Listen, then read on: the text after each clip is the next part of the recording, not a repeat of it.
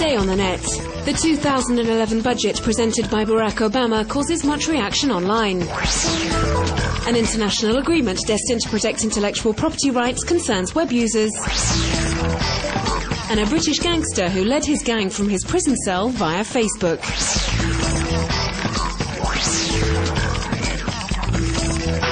On Monday, American President Barack Obama submitted to Congress a $3.83 trillion budget plan for 2011. A budget plan focused on fighting unemployment and bringing deficit under control. The web reacts. As Barack Obama explains in this video put online last week on the White House's website, the priority is to boost employment in the country. And this will be achieved, notably, by offering tax credits to businesses so that they can start to hire again as quickly as possible. And since the true engines of job creation are America's businesses, I've proposed tax credits to help them hire new workers, raise wages, and invest in new plants and equipment. A budget which focuses on employment, but also on certain other reforms dear to the president. In this video, the Democrat Senator, Jeff Bingaman, applauds Obama's efforts to boost the economy whilst maintaining the budget planned for the reforms in the health system. Despite these announcements, some believe that the 2011 budget does, however, pose some problems. This association, which campaigns against the war in Afghanistan, is disappointed that Obama is not reducing military spending, as it believes that the Afghan conflict costs the American taxpayers far too much. Others, like this web user, say that the spending cuts are not large enough. He believes that the measures announced by Obama will make a paltry saving when compared to America's huge deficit, calculated at $1.6 trillion. And Americans are worried about the ever-rising national debt. It's estimated at over $12.3 trillion. Many American citizens, like these video bloggers, are questioning the president over the measures he intends to take to bring the debt down to a reasonable level. Last week, representatives from 39 nations met in Mexico for the 7th phase in negotiations on ACTA, the anti-counterfeiting trade agreement.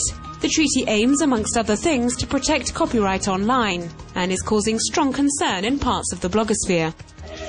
For many, like the creators of this video, if the treaty was adopted, it could damage individual freedom on the web.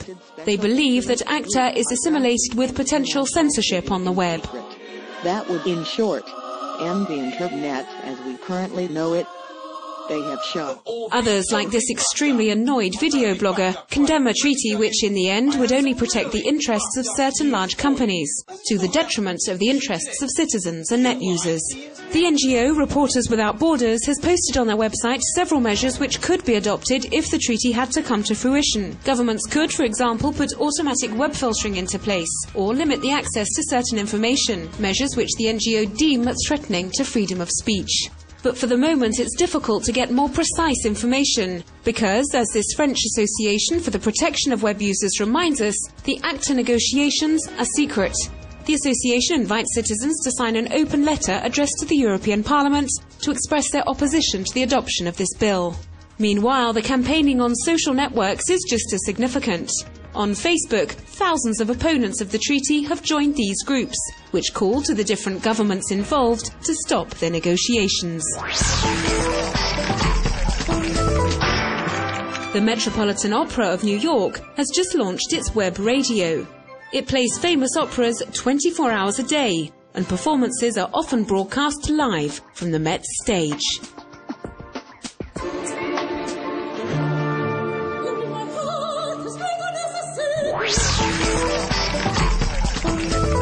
Colin Gunn is currently serving 35 years in prison in Great Britain, but he continued to head up his gang from his prison cell via Facebook. The prison authorities had in fact allowed him to connect to the internet, a connection which he used to manage his drug trafficking. His account is now closed.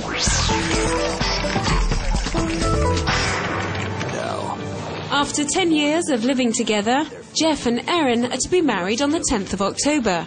And here's the invitation this Australian couple have sent to their friends and family. A video worthy of the trailers from the biggest Hollywood productions. Jeffrey Wong and Aaron Martin in The Wedding of Jeff and Aaron.